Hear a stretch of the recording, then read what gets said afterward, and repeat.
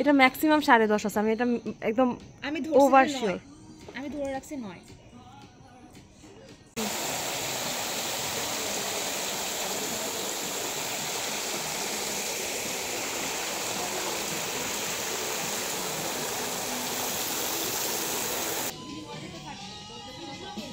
Hey guys, welcome back to my another video.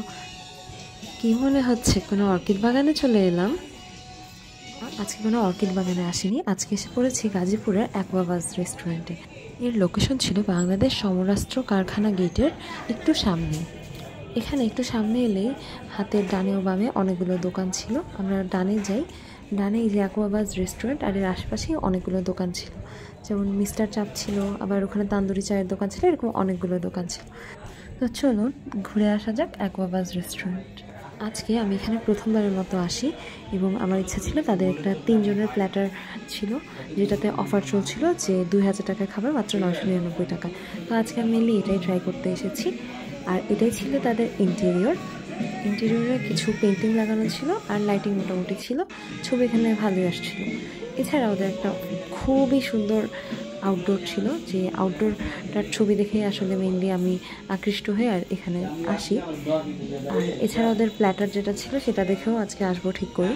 প্ল্যাটারে ছিল 3 জনের জন্য ফ্রাইড রাইস, 3টা থাই ফ্রাইড চিকেন, 3টা বাটার চিকেন আর 3 জনের জন্য ভেজিটেবল, আর সাথে একটা 12 ইঞ্চি পিৎজা। এই তাদের সেই আউটডোর। আর এই আউটডোরটা কিন্তু বেশ সুন্দর ছিল। এই ডান পাশের বাম পাশে নিচে লেকের মতো ছিল, আসলে লেক না, এটাকে কী যে বলবো, মানে পানি ছিল আর কি নিচে, আর নিচে কিন্তু অনেকগুলো মাছও ছিল। আর এখানে অনেকগুলো গাছ লাগানো ছিল, এগুলো সব অর্কিড লাগানো ছিল। তো আপনি চাইলে ভিতরেও বসতে পারেন এসিতে, অথবা বাইরে এখানে এসেও বসতে পারেন। আর আমার কাছে ভিতরের চেয়ে বাইরের জায়গাটাই বেশি সুন্দর লাগছিল। আর এখানে অনেক সুন্দর বাতাস ছিল, আমরা একটু শীতকালে যাই তো তখন ঠান্ডাও ছিল। আমরা দুপুরের দিকে যাই, সে সময় রেস্টুরেন্টটা মোটামুটি ফাঁকা ছিল, এজন্য আমাদের আরও বেশি ভালো লাগে, নিজেদের মতো ঘুরে ফিরে বেড়াতে পারি। তো গিয়ে প্রথমেই আমি তাদের সেই প্ল্যাটারটা অর্ডার করে দিই, কারণ তারা বলছিল খাবার রেডি করতে একটু সময় লাগবে। এবং এখানে আমরা রেস্টুরেন্টের ইন্টেরিয়র দেখতে থাকি ও আমরা অনেক ছবি তুলি, আর এখানে ছবি খুবই সুন্দর আসছিল।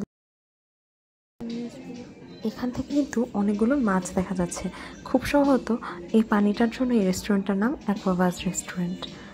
আর আমার কাছে কিন্তু এই আউটডোর সাইডটা আসলে খুবই ভালো লেগেছে, আমি বারবার এদিকে হাঁটছিলাম আর দেখছিলাম, আর অনেক ছবিও তুলি এখানে।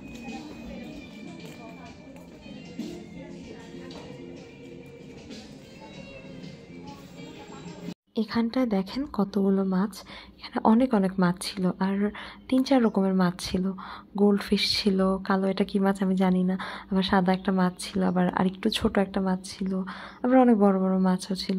মানে এখানে অনেকগুলো মাছ ছিল, আর ভালো লাগতেছিল এখান থেকে মাছগুলো দেখতে অনেক। এর আউটডোর আমার এত ভালো লাগার আরেকটা অন্যতম কারণ ছিল এই ঝর্ণা বা ফোয়ারা যেটাই বলেন।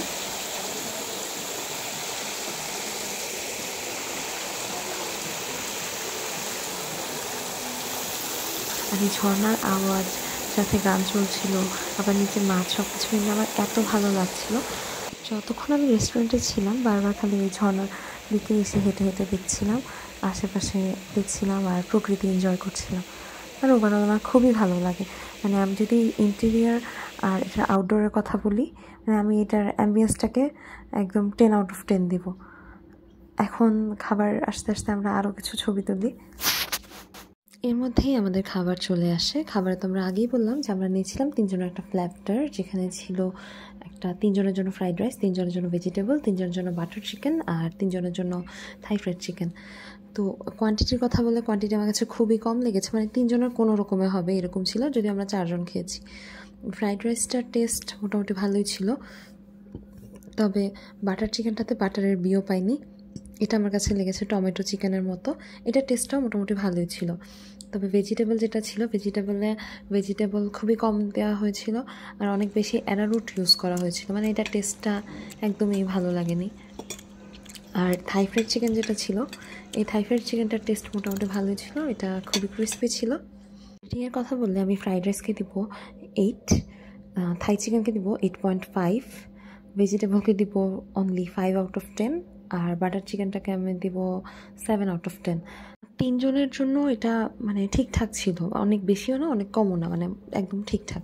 তবে আমরা 4 জন খেয়েছিলাম দেখে আমাদের অবশ্য একটু কম হয়েছিল রাইস, তবে এটা মজা ছিল এমনি। আর মানে চাইনিজ আইটেমগুলো তো তাও যা ছিল ভালোই ছিল, বাট এরপর যখন ওদের পিৎজাটা আসে আমরা তো সবাই একদম এত ডিসঅ্যাপয়েন্টেড হই।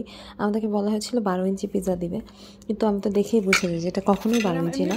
পরে আমি রেস্টুরেন্টে বলি যে আপনারা দরকার হয় স্কেল নিয়ে আসেন, কিন্তু ওরা বলে না এটা 12 ইঞ্চি। তো আমি বলছি আপনারা স্কেল নিয়ে আসেন, নাহলে আমি মানবই না। পরে ওরা স্কেল আনে অ্যান্ড দেখে যে অ্যাকচুয়ালি এটা 12 ইঞ্চি না, এটা 10.5 ইঞ্চি। আর আমি শুরুতেই বলছিলাম এটা ম্যাক্সিমাম 10.5 ইঞ্চি হবে, ঠিক তাই হয়। তো পিৎজাটা দেখতেও তেমন ভালো লাগতেছিল না, আর সাইজেও আমাদেরকে ছোট দিছে, এই জন্য আমাদের একটু মন খারাপ হয়ে যায়।